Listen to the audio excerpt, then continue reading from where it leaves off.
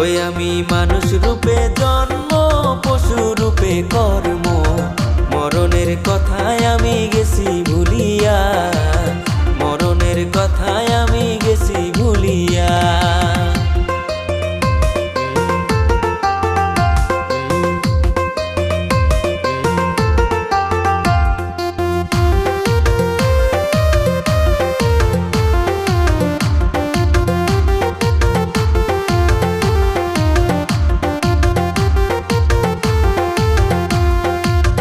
যে করিল সৃষ্টি তারে ভুলে গেছি, নিজেই মহাজন সাজি এই না দুনিয়া।